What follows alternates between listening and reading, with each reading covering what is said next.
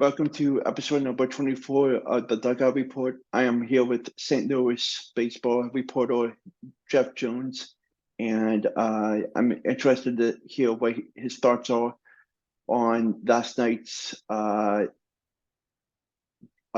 interesting loss against the San Francisco Giants and everything else. So welcome. Thank you, thank you. Yeah, it's been a tough week or so for the Cardinals in what's already been a pretty tough season. So my first question is, what were your thoughts on Matthew Laboratory's pitching performance?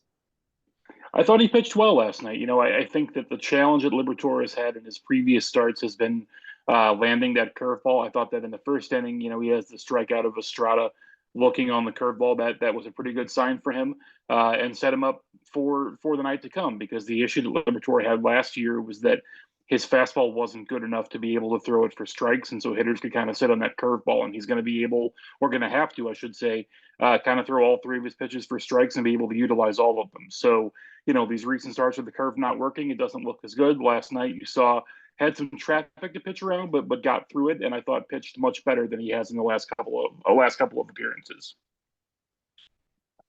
Uh, the Giants' offense really heated up throughout the game. What were your thoughts on how they played? Yeah, I thought that early in the game, the Cardinals did a decent job of at least making them strand some runners and forcing them to kind of scratch a couple across. Unfortunately, for the Cardinals, toward the back end of the game, they found themselves in situations where what's bothered them all year is closing out innings, closing out hitters with two strikes, closing out innings with two outs. And so you had Palante with two outs, two strikes, nobody on, issues the walk to Wilmer Flores, and he still is in a spot where he has two outs, two on, and another two strike count, can't get through the inning clean. And so it's just been a matter of some of this work piling up on some of the guys in the bullpen and getting bad results. With Ryan Helsley going on the injured list yesterday, you're going to see some guys kind of bumped back an inning or so. So you're talking about maybe Stratton in the seventh instead of the sixth, or Hicks in the eighth instead of the seventh. And as that backs up and as that pressure builds on guys, they find themselves in some more challenging situations. And I think you saw that last night with how the Giants offense was able to break through. Mm-hmm. Do you have any positive outcomes in that loss? I think that you would look at the Liberatore's performance as a positive. I think that, the Cardinals have made a pretty good commitment now to putting him in a place where he's going to be in this rotation moving forward for at least a good chunk of the season now going on. So I think you take that away as a positive. I also think that you look at Jordan Walker, for instance, had a two-hit game last night. All of the talk about his launch angle and where he's putting the ball when he's making contact is going to be a work in progress, but he hit the ball 110 miles an hour on the ground last night and got through, and that's going to happen, right? And so I think that you probably take some encouragement away from the fact that whatever else is going on, however it's going in the field for him, the bat is definitely going to play. And for a guy who just turned 21, he certainly looks like the kind of hitter that you want in the middle of your lineup for a long time to come. What are your thoughts on Wilson Contreras and how he's performing?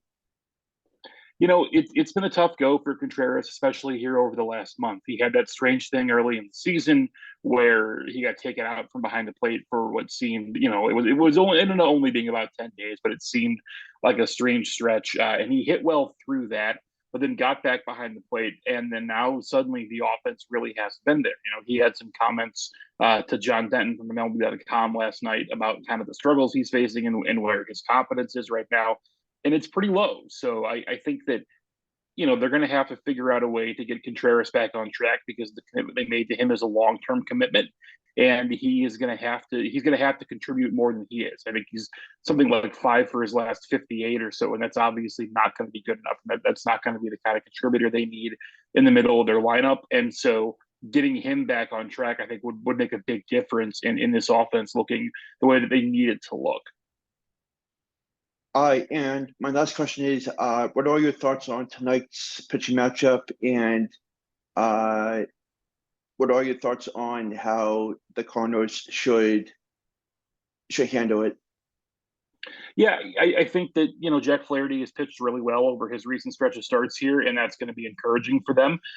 What's going to be worth watching is sort of how Flaherty pitches in combination with how the team does wins and loss wise as the season goes on, because Flaherty is due to be a free agent this winter, and so if he's pitching really well come the deadline, but the Cardinals are not winning a lot of ball games, they could very well find themselves in a spot where it makes more sense to trade Flaherty than to hang on to him through the year. And so I think not only the Cardinals are going to be watching the way he performs tonight, but certainly a lot of other teams as well. And I think that as we turn from June to July, I think his is a name that you're definitely going to hear a lot of when we talk about the way that the trade market shapes up. So in terms of the way that tonight affects the Cardinals from a pitching perspective, if Flaherty pitches well, it's a win for them on two fronts, because either they win a ball game or at a bare minimum, they put themselves in a position to benefit from how he's pitched and turn that into some other assets as the year goes